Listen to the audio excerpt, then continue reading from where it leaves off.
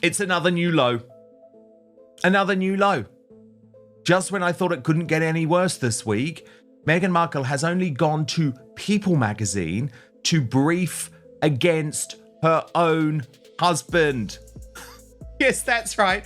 As if she hasn't humiliated him quite enough over the past few days, you know, with the slut drop video, with the release of all of the pictures of Lily, with the whole world talking about the fact that the bump doesn't look at all real. No, Meghan Markle has to go and rub salt into the wounds by going to People magazine and pointing out that she's not the issue. Of course, the royal rift just has nothing to do with her. So we're going to get analysis from our royal mastermind, Prince Harry's biographer, Angela Levin, in just one moment. But first, let me take you through this astonishing reporting in People magazine, which I do always have to remind you has clearly come directly from Meghan herself or one of her representatives, because that's how she works with People magazine. People magazine has now become the biggest propagandist for the Sussexes since Omid Scobie, that weird little bloke, you know, the one that looks like Michael Jackson, scurried off the scene. Okay, here's the report. Meghan Markle is very business about royal rift as Prince Harry is left out of the details in England. A source says that Meghan is focused on the future while Harry has one foot in the past. Okay, so we're going to go into this in much more detail, but Angela Levin, can I just kick off by saying this is not normal? The only other couple that I have ever known to brief against each other while they remain married. Remember, that's the difference. This happens with warring couples, with divorcing couples all the time. But while they remained married was Victoria and David Beckham. And even they realised that it was just impossible if they were going to stay together and put their issues behind them. It was just impossible to have two different camps within one marriage briefing publications. But that's exactly what Meghan Markle has done here. It is a disgusting new low, briefing against her husband to People magazine, and also Angela trying to wash her hands of this all. I mean, of course I think Harry's behaviour has been completely atrocious. Of course I think it's right that the royal family are leaving him out of all of the discussions. He has no right to know about his father's health. I'm sorry, you've blown that, mate. But for Meghan to try and say, oh, he's just stuck in the past, my husband is the one stuck in the past and I've done nothing wrong, is the height of narcissistic delusion. Yeah, well, there we are. This is another part of her plan, isn't it? Mm-hmm. Because she can be so ghastly about her husband, and she just goes marching on. But we have found out that it's Harry who does to do the dirty work, really, for them. And she pretends she doesn't know, or she's never heard of this, or she just moves on. She's never at fault. And actually, to put herself down as she's wonderful because she looks ahead and Harry looks to the past. Well, if he does, you don't actually highlight that and get a magazine to print that, do you? You support him. That's what I think.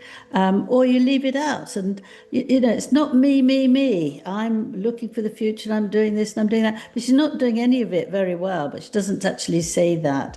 So the whole thing is awful. And I've been surprised that the magazine would actually find people who actually could say something very nice.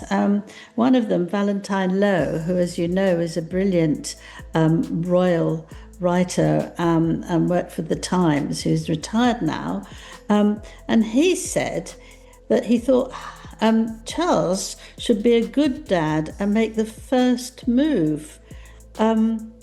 This is a family rift rather than a constitutional rift. I'm absolutely astonished, because actually if you've got a father and you've been incredibly rude to him. He's given you £3 million when you left to live somewhere else. Thank you very much. No, they don't thank anybody very much. And you don't sort of feel that you've been absolutely as ghastly as you can be and not told truths all the time, that you should be the person that is hears his father say, "I'm so sorry, let's get together." I don't believe that in 1 minute. I think it's Prince Harry, who actually has to apologise hugely because of all the nasty things he said, for saying that his father was trapped in his job, as was William. And I don't believe that it should be that way round. Recent coverage feels less ever after and more pivot in progress. Language about recentering, solo ventures, and nostalgic references to the past reads like a soft launch of independence, not a hard announcement. That isn't proof of a breakup, but it is classic PR drift. Separate red carpets, separate projects, a quieter we. Stack that next to the long stretch of mixed reviews, stalled deals, and legal static, and you get a 2-track storyline. Her next chapter, his recalibration. Whether that resolves into a public reset or a formal separation, the stakes narrow to one thing: the children's day-to-day. If the optics keep decoupling, the only outcome that really matters is a stable, low-drama custody plan that preserves their routines and keeps both parents meaningfully in the picture. Yes, that's right. But the other thing we need to remember to actually make nonsense of what she's saying is that she's the one who's so furious with the royal family. She's the one who wants a reparation. She's the one who wanted to be paid for any place that she went to visit and had to talk to people and all that. Remember in Australia, she was furious that she wasn't given any money, and she was nagging at Harry to say that we do need money, we can't do these jobs without money. So he had to go and tell his father, and she keeps on at him, so he keeps on at his father. But it's very easy for her to pretend that she's not being nasty, that she's actually going far ahead in the future, except that she does talk about the past far too much. She complains about things about her own life, and she's talking about 100 years ago when women shouldn't have money now, shouldn't be good workers. Well, that goes back to a whole 100 years ago that women couldn't work. So she's not actually in the light at the moment or even in the future, because she's behind things as well. And I think she goes on and on. She's a nagger, isn't she? She just keeps on about these things. Oh, yes. And Harry tries to do it, but nothing ever satisfies her. She's one of those women who's never satisfied, and she hasn't been, and I don't think she ever will be. It's very hard for her to say, "I've done well, and now, let me help Harry." She doesn't do that. It's me, and going along and all that sort of stuff. The way she hangs on to him, that's not standing by his side, isn't it? That's making sure he doesn't move anywhere. She doesn't like any of that. And actually, how you can say that and then tell him to go off and not come back for several weeks, as she's now doing, standing by his side. She's it's not funny, actually, it's awful, but she doesn't actually realise that what she says about a lot of things, she's doing things in the same way. And it is funny how delusional she is, actually. It is funny, I think, because she's just so nuts. You sometimes have to, I'm sorry, let's look at the video again. Come on, let's just look. How can you not laugh at that? She's a total mess and embarrassment. If you wouldn't laugh at this, you'd cry. Yeah, well, there's a sort of sadness that goes with it, but in fact, you see it all the time, and that is just turns my stomach. That's my stomach. But let's laugh. I say let's laugh. Look, what's interesting about this People cover article, though, Angela, is it then does dig in a little bit into what's actually going on within the royal family. And they write that insiders say that the king isn't surrounded by voices encouraging reconciliation with Prince Harry. They write Prince William has shown no interest in extending an olive branch, while Queen Camilla, sharply criticised in Spare, quote, stays out of it. That's according to a source. Even senior aides, including Clive Alderton, who was also named in Harry's memoir, are unlikely to encourage outreach. So is that your understanding, Angela, that effectively Camilla's just like, I'm out of this, I'm not into this? Well, if you remember, GB News had a thing where they said that Camilla was wearing a dress that she wore for their wedding. And that's a big sign, a big sign that they should come back. And it was trying to make them feel happy about that. And if you remember, I said to you, that's absolute nonsense, although I said it with a more powerful word. She, from the right start, she loved the boys, she liked them very much, but she didn't feel it was her duty to do anything about them. It was the king's duty to do that. And she's actually not somebody who interferes in other people's marriages, certainly not her husband, who she adores. And, she might listen to what he says about things if he wants to ask her about the children, but she won't take any line. She just doesn't. It's not her way of doing things. She doesn't want to do that. She doesn't feel it's her business. She thinks the king has got a lot to do, and it's up to him how he deals with it.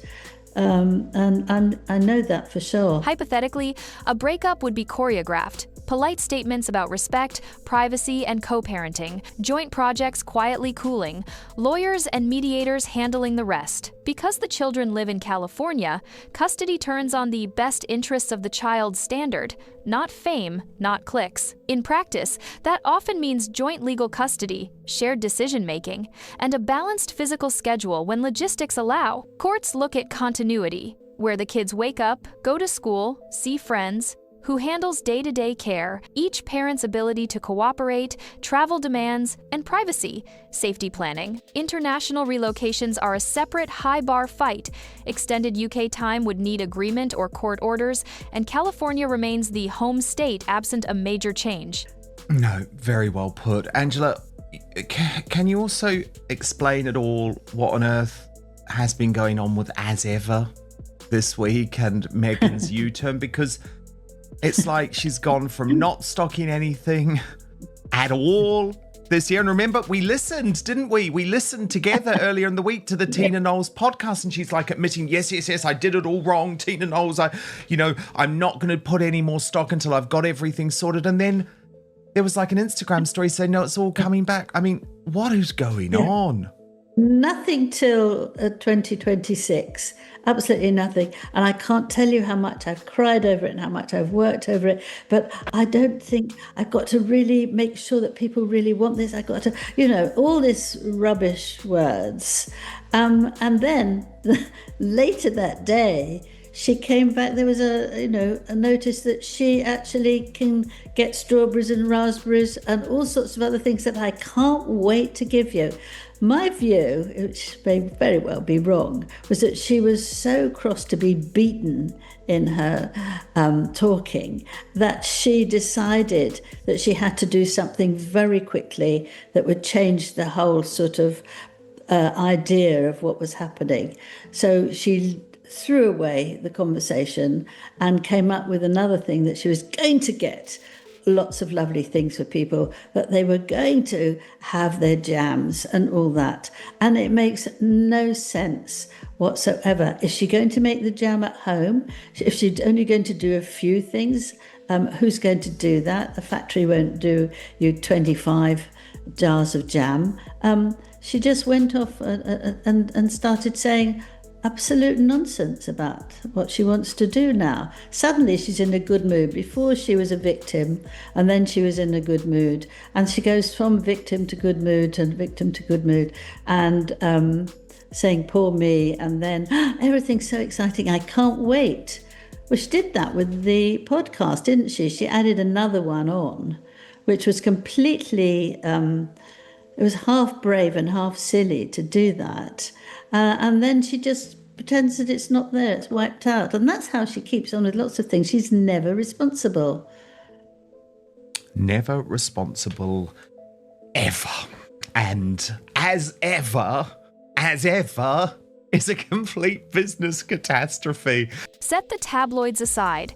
Judges focus on structure and stability. Which home has the steadier routine? Whose calendar is more predictable for school nights? How will security be managed without turning daily life into a circus? Media exposure matters only insofar as it affects the kids' well-being. The court won't reward or punish celebrity, it rewards workable plans. If one parent's travel spikes, you often see weekdays with the parent who's local and consistent, and longer blocks or vacations with the other to keep bonds strong. Both have resources for nannies, drivers, and protection. So the differentiator isn't money, it's who can deliver calm, continuity, and cooperative co-parenting without weaponizing the spotlight. And not to mention the fact that he revealed the details of just how bad his father's cancer was in that BBC interview. But look, let's get on, Angela, and we can analyse as we go to this specific reporting from People, which write, Meghan Markle and Prince Harry are united in their support of each other, but they view the deep divide with the royal family from different perspectives.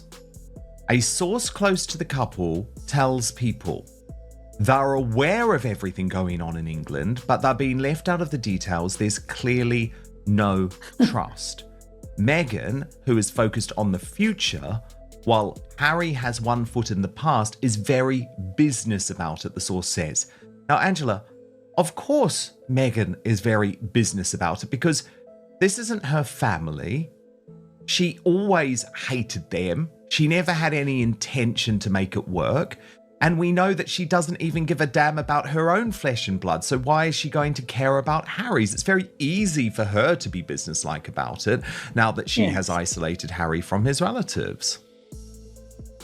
Yeah, of course. I mean, it's absurd to think that anybody in a marriage feels the same passion for their other person's family as the person does themselves. You know, if you marry, you've had a parent who's gone along with you for so long, and the other half come up and start in a very different way. And you know, if you like them or you don't like them, you respect for them, but you can't expect Harry to take the responsibility for all that. I think it's just ridiculous. If he wants to know all the detail, if they're moaning about all the detail, then actually they can stop telling lies and they should stop saying anything about the royal family, not saying, I don't know how much longer he's going to live, not saying that, oh, he told William and I that he won't have long, and can we please be nice? That was when Prince Philip died. He spoke to both boys, and then somebody, i.e. Harry, sold it in America. I mean, how can you then trust anyone? I mean, Princess Anne says the only thing you can talk to him about is the weather.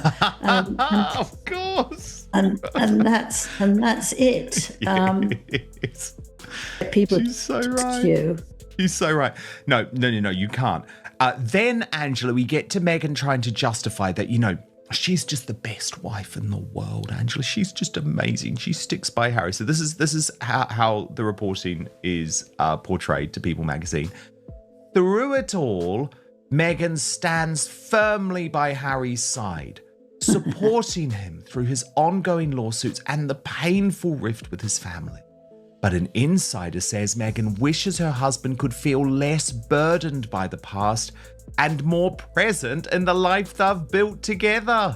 The rift between Prince Harry and his father, King Charles, is 5 years deep and remains one of the most painful fractures in Charles's reign.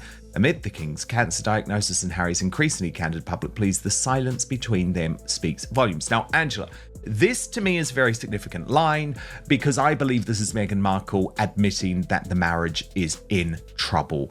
Because as soon as she says she wishes her husband could feel less burdened by the past and more present in the life they've built together, suggests that's not a happy life, Angela. But again, what's so fascinating is she's not looking at herself in any way and thinking, maybe I haven't been the best wife, maybe I'm not putting a life together that Harry's happy with. She says, no, it's just because he's so focused on the past and so focused on his life in Britain. But again, very significant to me because it is Meghan Markle admitting what we have reported for a long time. This is not a happy couple. Barring something extraordinary, a California court is likely to keep both parents highly involved. Think joint legal custody, a near-even physical schedule tailored to school, activities, and travel, plus guardrails on publicity and relocations. The palace won't gloat, Hollywood won't weep, and the paperwork will do most of the talking. The viral storyline may be who wins, but the real-world answer is almost always the kids keep both. Your turn. If this did head toward a split,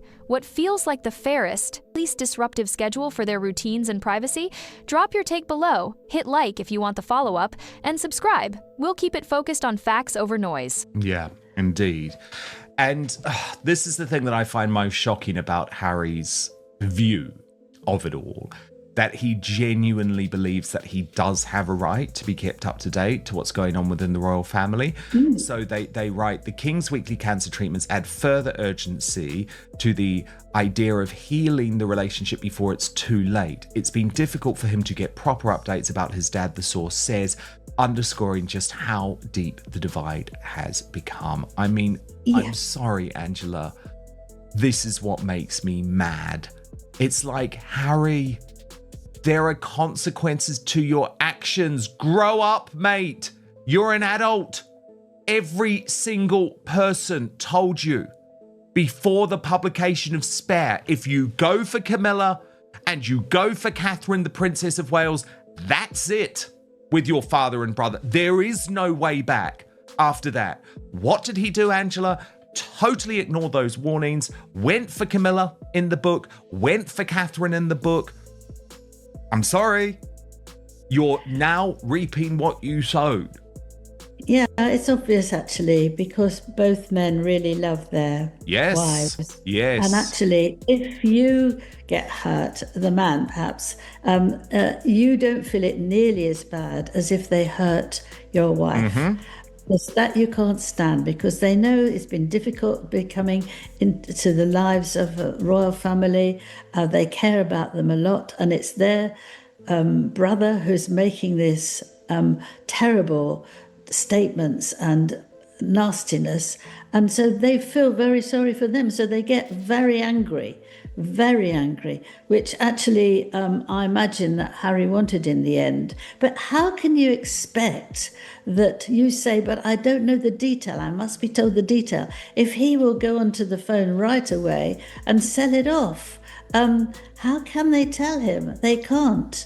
There will be a time when perhaps this is needed, but he's not going to be told every detail after he goes to see his doctor once a week.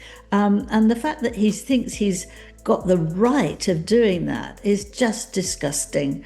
We can't behave like that and then expect to be told these things when you wouldn't keep it quiet. You wouldn't. And you wouldn't actually, when you say you want to get back within the royal family, and then you say next sentence something very nasty about them, as he did when he was interviewed by the BBC. And then so the whole thing goes out the window. You can't do that. You have to hold on to your the way that you feel that people should be. And in any case, I mean, King Charles is doing absolutely amazingly with his illness. But if he has somebody in there shouting at him, I want to know the details, shouting at him, why don't you give me more money? Shouting at him, why don't you apologise to Meghan? She's the most wonderful girl you could ever meet, woman rather than girl.